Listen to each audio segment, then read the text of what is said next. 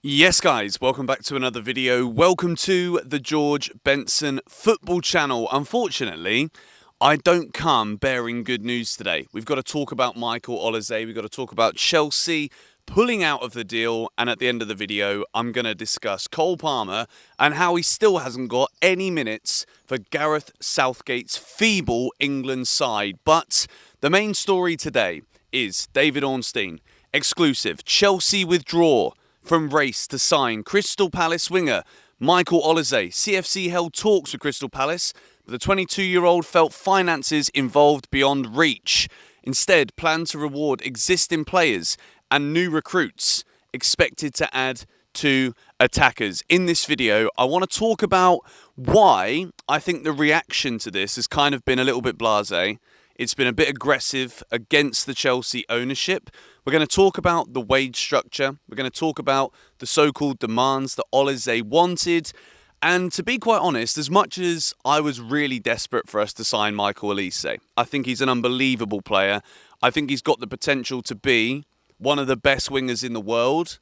And I think the fact that Chelsea were even in the conversation to sign him is the right conversations. But I understand why the club have pulled out on this deal. But before we get into anything though, there's a massive giveaway coming your way right now. So I've teamed up with Good Life Plus for today's GBFC video. And what better way to live the good life this summer than to be flying to Germany to watch the Three Lions in the last 16 of the tournament. What you guys need to do is check the link at the top of the description. The terms and conditions will be there on the webpage. And if you want to win yourself flights for you and a friend to stay in a 4-star hotel, £1,000 of spending money to watch the Three Lions in the last 16, it's absolutely free to enter. All you got to do is click the link at the top of the description. The terms and conditions are on the page, and make sure you enter before the 23rd of June because entries will end on the 23rd of June. Good luck to each and every one of you. Massive thank you to Good Life Plus for sponsoring this video, a membership service where you guys can get yourselves great deals on multiple attractions across the UK. Let's get back into the video and good luck. Link in the description. So make sure you check out the link in the description. So, Chelsea pulling out of this deal for Michael Olise. What does it mean, first of all? Well, Enzo Maresca has been promised a striker and at least one more winger as an attacking player when he joins Chelsea and takes over the club. The issue with this is we have, for 2 years in a row now, been looking to bring Olise to Chelsea. And for whatever reason, for the second year in a row, we've either pulled out of the deal or had the deal taken from under our feet. Last year, it made sense. I think for Olise to stay at Palace was the right call. It's another year of development, now with a £65 million release clause. There aren't any clubs looking at this thinking, we're going to be overpaying for him. 65 million for Olise right now is phenomenal business for whoever gets him. And at the moment, it looks as though he's going to go to Bayern Munich, which, to be quite honest, you can see it. He's absolutely going to cook in Germany. He's going to do so well. But when it comes to Chelsea here, it is rumoured that it's the demands of the wages that Olise was wanting and basically just insisting on that Chelsea have turned their noses up at. Chelsea have a policy now where we don't want to pay any players who come into the club over 150 grand. This does work in the long term, but when you're playing catch-up the way that we are right now, where we've had 2 seasons in a row with no Champions League football, it's about to be a 3rd season in a row. When you've got this, this is the 2nd season in a row going into next season. When you've got this issue, Chelsea have got a lot of players currently. You've got Malang Sarr still being paid 100 grand, still on the books at the club. That's the real reason why we've had to put a wage cap on new players coming in. Because we've had so many players being overpaid over the years that in order to keep the books balanced and to be able to be sustainable going forward, we've got to adjust the structure. We've got to look at the way that we're offering players money and understand that you can't just go throwing 350 grand a week to Raheem Sterling. Because as soon as you give him that contract, of course Sterling is going to become a bang average player when he's not winning trophy after trophy at Manchester City. So Chelsea here have put themselves in this position. Now the reason that I don't feel as though it is a bad thing necessarily that the club have turned their noses up at paying Olise this money is because if you decide to have a structure like this, You can't just go bending the rules for one player, but then not the next player. And then you've got players at the club, like a Cole Palmer, who last season was absolutely unbelievable. And without question, if it was based on each player's wages were based on how well they were doing on the field, Cole Palmer is above and beyond anyone else, and he's the highest paid player at the club. The reality is he's not that.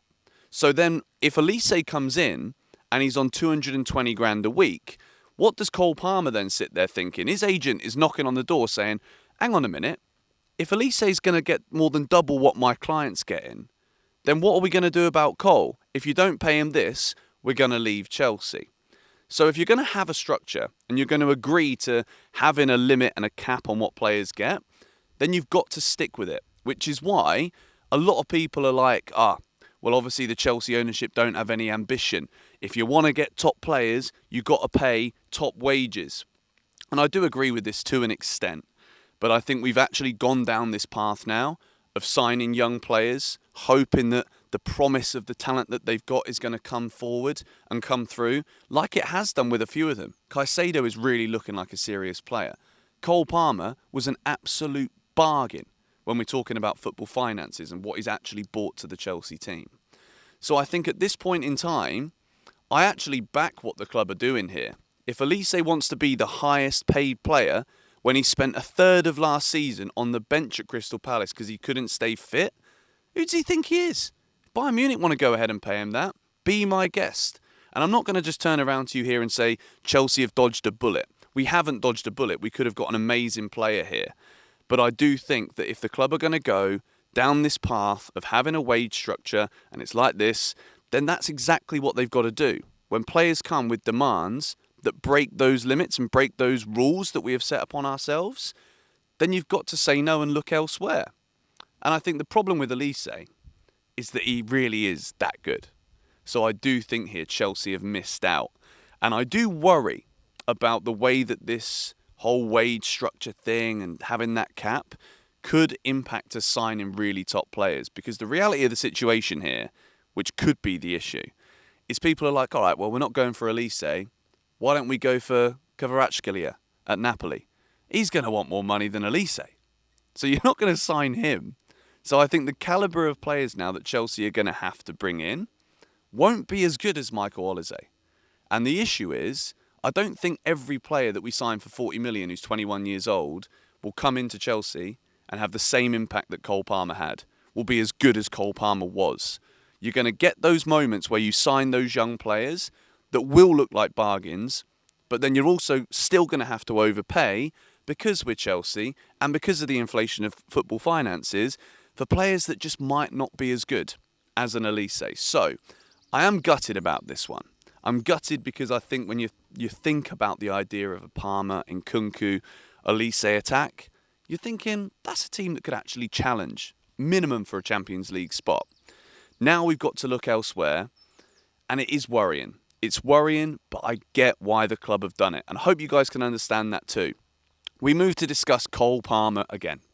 We've got to speak about this bloke because for whatever reason, England have employed a manager who goes by the name of Gareth Southgate, and they've kept him in a job for too long.